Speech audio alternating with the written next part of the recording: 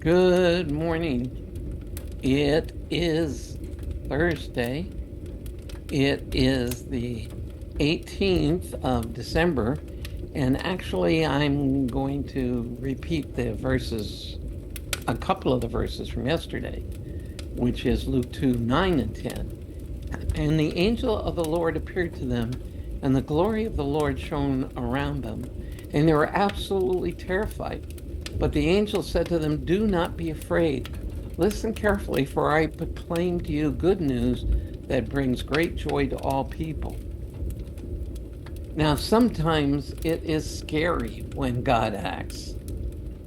We do, we pray, we ask Him to do something, and when He does it, it's like, whoa, oh, I didn't really expect that. One of my favorite and one of the few, almost feeling like a sitcom episode in the New Testament, is in the book of Acts when Peter is arrested. He's put in prison. The disciples, meanwhile, are back praying that God would release him.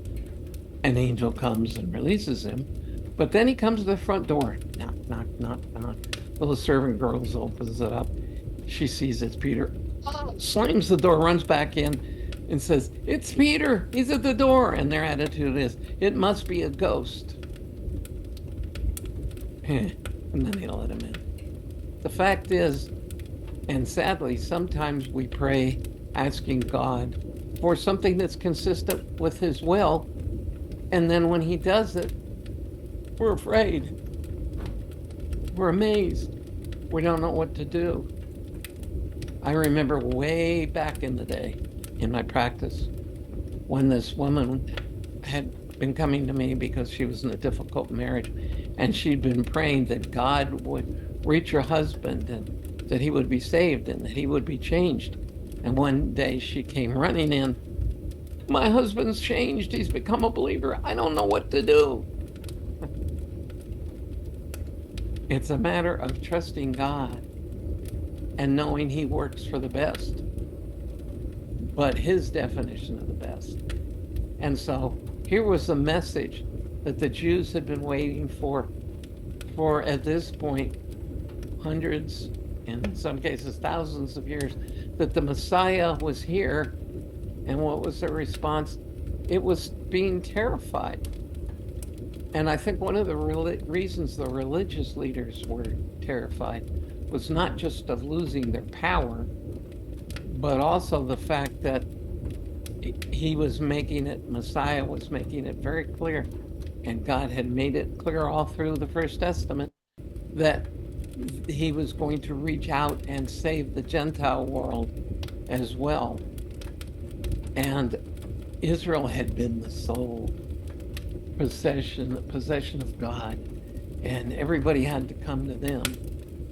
And like Jesus said to the Samaritan woman when she asked which is right, worshiping in Jerusalem or on the mountain where we worship, notice He didn't really answer that question. Instead, He said, everyone will be able to worship God in their heart.